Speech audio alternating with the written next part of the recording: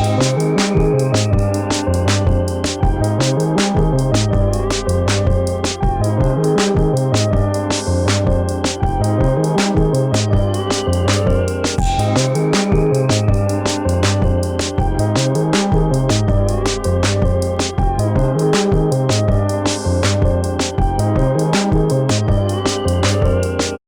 yo, yo, welcome back to the show. It's your boy, Kenny, bringing you guys another dope ranking installment here on the Fandom Frequency Network. Make sure you click that like and subscribe, y'all. We could try to grow the channel, man. We got our first 40 subs. We're trying to get to 100 by the end of springtime, right going into summer. We want to reach those first 100 subscribers. So be a part of the Fandom Frequency community today and make sure all your homies and all your peoples join the community as well. We're trying to get into some dope discussions with y'all, and we got a great topic to get into today. One of my favorite fictional characters of all media, all fandom, baby, Batman.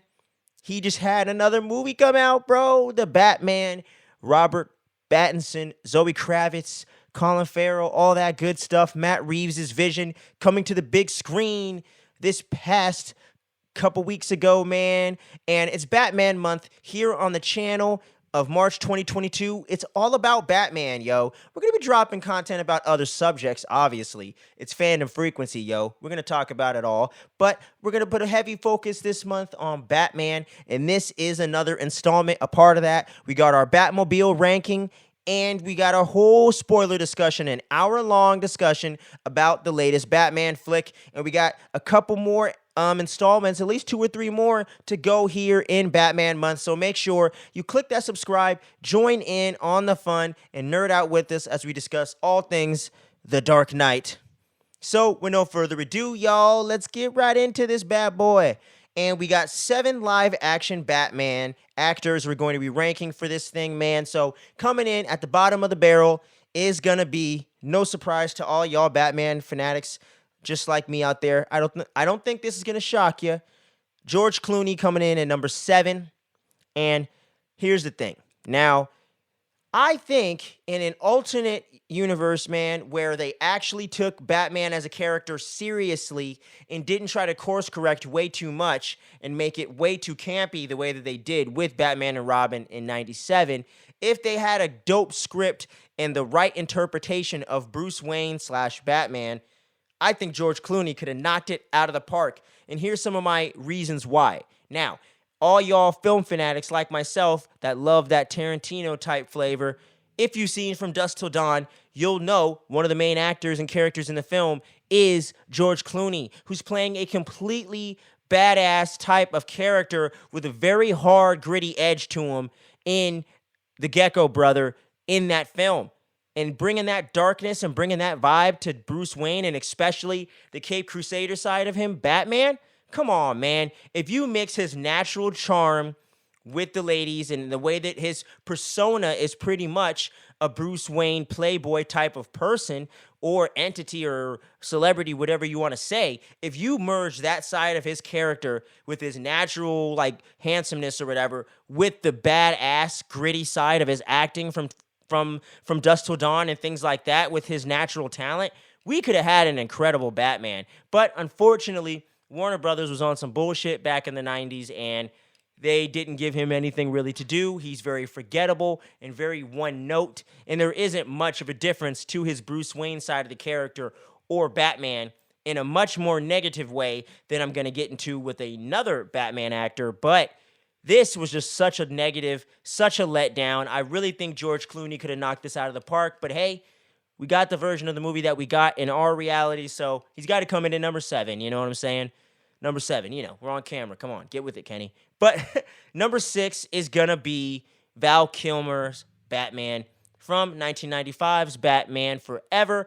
And don't get me wrong, Val Kilmer was pretty good as Bruce Wayne in this film. I think he definitely got to that playboy side of the character just enough to be passable, you know what I mean? But his Batman side of the character, him in the cowl, it isn't quite hitting for me, man. And I really think he has a similar problem to George Clooney, but just wasn't as campy. But I don't think the script in the version that they put out in theaters really gave him enough to chew on as an actor to really get a dope performance across because Val Kilmer is definitely one of the dopest actors of all time and one of the best of his generation. So back in the 90s, he was in his prime, dude. Tombstone, The Heat, you know what I mean? Like this guy was on the rise, man. So I feel like if you would have gave him the Tim Burton Batman movies or something like that, or had him with a director like Christopher Nolan, if he was back in the 90s directing things, bro, you could have had a really incredible Batman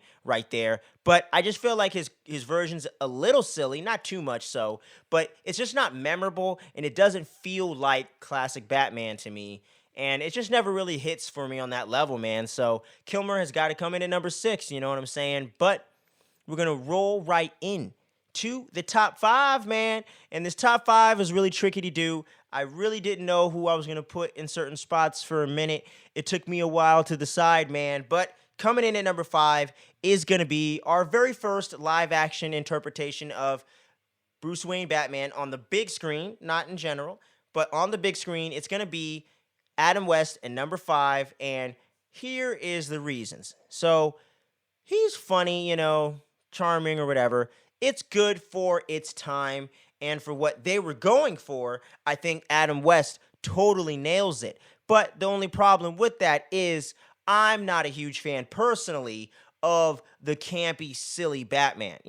As a kid, I could have some fun with it. You know what I mean? I was a kid that grew up with Batman and Robin and Batman Forever. I love the silly stuff as well. And I like the Adam West version okay. You know what I'm saying? But the one thing that was always kind of funny to me and always stood out, and especially stands out now in retrospect of the past 25, 30 years, why is it that the Saturday morning cartoon of that time, the Batman animated series, is more gritty and serious than the goddamn live action movies?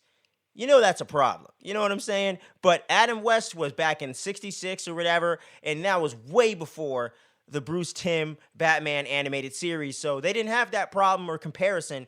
Batman was campy in the comics back in the 60s. So this is what they wanted. This is what it was for the kids. And I'm talking really young kids. They weren't trying to market comic book movies or material to adults at the time. They thought it was just for kids. So that's the audience they were aiming for. And that's the audience they hit. And if you look at it in that light and in that vein, they were successful and they really nailed it and hit it out of the park and introduced a lot of iconic characters to the big screen for the first time in that flick with Cesar Romero's Joker, Burgess Meredith's Penguin. I don't know the name of the guy that plays Riddler, but they were all up in there. And you also had, oh man, I can't remember the actress's name. I'm fucking up. But Homegirl is Catwoman. She popped in there. And that was one of the biggest introductions of the character after they introduced her on the show with Eartha Kitt. So you had a lot of incredible stuff going on there for just the Batman lore in general. And it's one of the big reasons why we get all these other Batman films today. Without this stepping stone, without this foundation, we couldn't build to where we are now.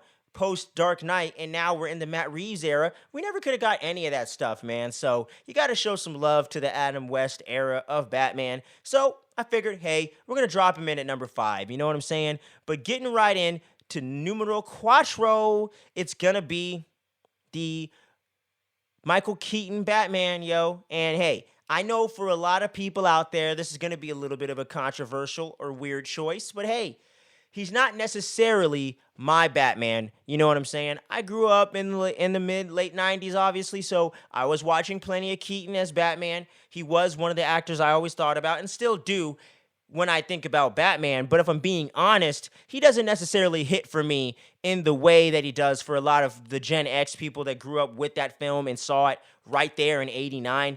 I saw it in like 96, 97. So I was already late to the party and I already prefer the silly shit because of Batman Forever and Robin. So I like the Keaton, Tim Burton universe because I like Tim Burton movies and stuff too. And I liked Nightmare Before Christmas and things like that as a kid. So I did dig his version of Batman and always liked him and I still do. That's why he's coming in at number 4. But if I'm just being honest, compared to those other 3 actors on the list we're going to get into in a moment, he just doesn't hit for me on that same level. I don't really like his version of Bruce Wayne that much. You know what I'm saying?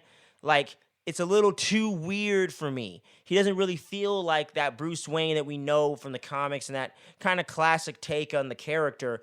But I really love his version of Batman and think it's always going to be up there as one of the best interpretations. Just that really calm, like just really understated type Batman voice that he's doing that I think Robert Pattinson kind of borrowed from a little bit. Just that calm, kind of a smooth energy that he brings to the character, but still brings that intimidation factor without being really, really like a big guy or really a stocky guy. You know what I'm saying? Because Keaton wasn't buff at all, still isn't. So I think he really does play a pretty damn good version of Batman overall. Dig the Batman voice. I like his energy and his mannerisms and just his physicality with the role. If he had a better suit and could have had better like action scenes and fighting scenes with the choreography in those films, I think Burton and Keaton together really could have made that definitive all full package version of Batman, but they got pretty damn close, so he's coming in at number 4, no doubt. But we got to get right into numero 3, man. Christian Bale, the Dark Knight himself, man. The Dark Knight era, the Christopher Nolan universe. Now, I'm going to get this obvious kind of critique out of the way first so we can get into more of the positives, but the Batman voice gets a little too crazy by Dark Knight Rises, you know what I mean? Where's the trailer? Hey, the city. Like, what are you saying, dude? Like, what the fuck did you just say, Christian Bale? Cut, do another take, clean up that audio. Like, what is happening? Cool your jets, bro. Like, Dark Knight and especially Batman Begins, I really love his voice as Batman and think it is pitch perfect, especially in Begins. It was perfect. And it was something different to what Keaton was doing and obviously what Adam West was doing back in the day. So it was a really cool version back then in '05 when we got Batman Begins. And even with The Dark Knight, he just dialed it up a little bit, but not too much to where I didn't know what the fuck he was saying, But by Dark Knight Rises, bro, he got way too crazy with that Batman voice, and you need to tone it down a smidgen. But everything else about, and then the one other negative as well, I don't like the fighting scenes with his Batman either, but they hadn't really made a very comfortable, flexible suit for the Batman actors to wear up until that time yet.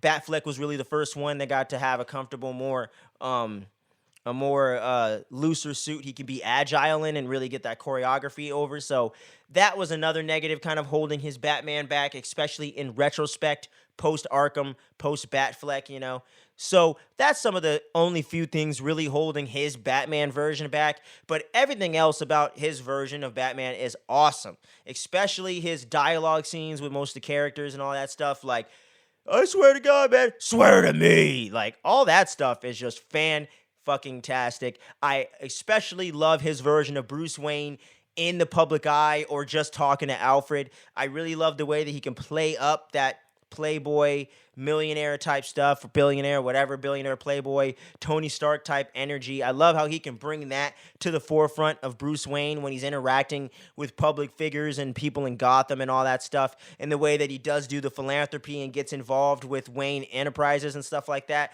I really love that angle of his Batman and the dichotomy between his Dark Knight and the Bruce Wayne character is just so awesome. And his dynamic with Michael Caine's version of Batman, of Alfred Batman. Oh my God, imagine that.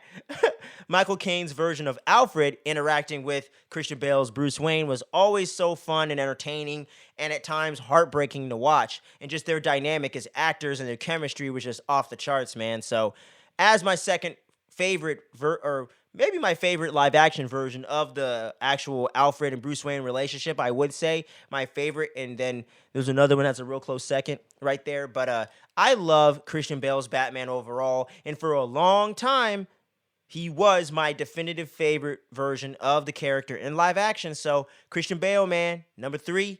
But getting to those top 2 spots, I was wrestling with this for like a week now, man. That's why I didn't really record and get this out there right when the Batman dropped, because I had to see it a couple times to kind of compare that version of Pattinson with Batfleck, you know what I'm saying? Because I really love the Batfleck version. So what's it gonna do, man? What am I gonna do? Where's he gonna land?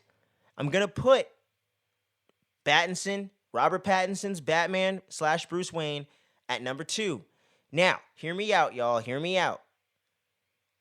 Now, I am fully aware and agree with most of y'all fellow Batman fans out there when they say, or when I even thought to myself, that his Bruce Wayne isn't necessarily what we've all come to expect or would prefer out of our Batman films, right?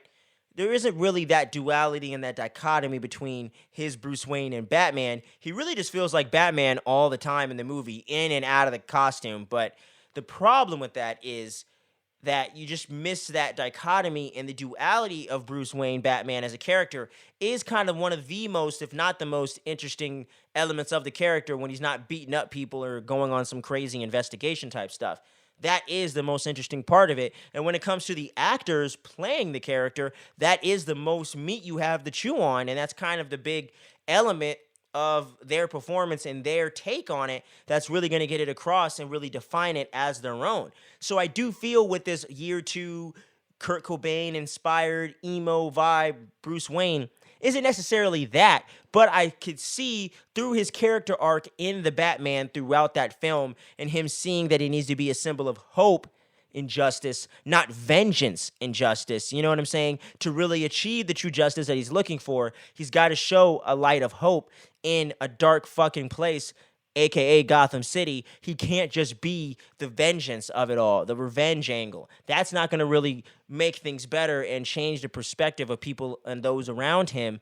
And it's not going to really make a positive impact, as he can see through his villain in the Riddler in that film. He's directly inspired by and thinks he's working with the Batman. The Riddler really thinks that he's doing something good, and him and Batman are just elevating each other in the fact of bringing all this corruption to the light and, you know, cleansing and creating and cleaning out Gotham City, so to speak, right? So that I understand, and I do see that there's going to be potential for growth as they make more sequels to the Batman, because you know they're going to do it as long as they keep making money and us fans keep digging it. So you know we're going to get the Batman 2. We'll get to see some growth and character evolution through Pattinson's Bruce Wayne. You know what I'm saying? We're going to see it for sure. But if I'm just going off of the one movie I have right now, it's not quite working for me in the same way. But him in the costume, under the cowl as Batman is fucking awesome, bro. And I had to drop the F-bomb because sometimes you got to do it. It's fucking awesome, man. I love his interpretation of Batman. And to me, when you're talking about a younger Batman, not necessarily the Dark Knight Returns grizzled versions of it, but just that mid-range kind of early year Batman, he feels like Batman ripped straight from the comic pages and put onto the big screen, man. All the way down to his physicality and his demeanor and his intimidation factor as Batman totally comes across. His dry wit and the humor that comes across in a natural way, sprinkled in throughout the film, especially with his interactions with Gordon, spot on. You know what I'm saying? And his interactions with other characters as Batman, doing the detective side of the character that us Batman fans have always wanted to see full on display on film, or at least some of us, like I've always wanted that. And getting to see that true detective comics side of the Batman, Pattinson totally pulls that off. And the intelligence of Bruce Wayne, he definitely really plays up well and definitely gets it across effectively in his performance. So I really love his Batman overall. His Batman is so badass, and I think he has the best Batman voice of all time with no effects or modulation needed.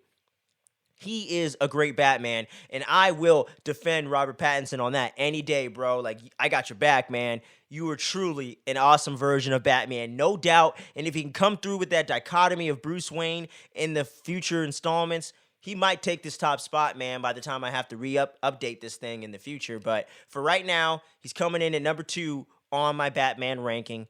But number 1, you figured it out by now, I'm sure. Ben Affleck's version of the Caped Crusader, his Dark Knight Returns inspired Batman. I absolutely love and adore Ben Affleck's Batman. He completely feels like the Dark Knight Returns version of that character, fed up with it, over the justice angle or just the morals of it. I'm just getting down and dirty with these motherfuckers, and I'm taking them out. I'm branding them, so if I can't take them out, someone's going to take care of it for me because I'm done with it. The Clown Prince of Crime has killed off Robin. I've lost everything. How many good guys have stayed good in this city? As he even quotes to Alfred in the film. I just love Ben Affleck's take on this character, man. I just truly love it. From the physicality and the brutality of it, just to the imposing big nature of him as just a person, because he's a big ass dude. And that just totally comes across very well when he got in super good shape for the role of Batman. He just really looks like that buff comic book version of the character that we've all wanted to see. He really brought it to life perfectly. And his overall Batsuit that Snyder and them designed for the movies that he was in for the short period of time he was Batman was fan-fucking-tastic. Once again, that Dark Knight Returns energy coming in full force. I absolutely loved that, man. It was so dope to see a really dope interpretation of the Batsuit all around. True classic gray and black colors. I just love the agility and the overall mobility he has with the suit. That warehouse sequence is just chef's kiss, one of the dopest Batman sequences of all time, and is going to be way up there for a very long time to come. And just as Bat voice in general, I like with the modulation or without. I actually think he was actually my favorite Bat voice kind of before Pattinson. I kind of like his just slightly more, but I still think Affleck's Bat voice is perfect, man. It just really suits the character and kind of fits into what you think the timbre of his voice would be like when you're reading the comics, you know what I mean? And his version of Bruce Wayne is really awesome too. I like how he can kind of play up some of that playboyism type stuff when he's out in public, in that one scene where he wakes up in the middle of the night and there's that woman next to him or whatever. Like, I like how he does play into the Bruce Wayne aspect of it in a more subtle way than some of the other versions of the character in live action, but he definitely feels more like the classic Bruce Wayne, but with a little more edge and a little more pessimism to him. But as we all know from the comics, Tower of Babel and all that kind of stuff, Batman is a little bit of a cynic, you know. He's not exactly the most optimistic guy of all comic book heroes. So I think Ben Affleck really plays into that aspect very well. And what else can I say, man? I absolutely love his interpretation of the character. And for a while to come, unless Pattinson really knocks him out of that top spot, he is going to be my number one.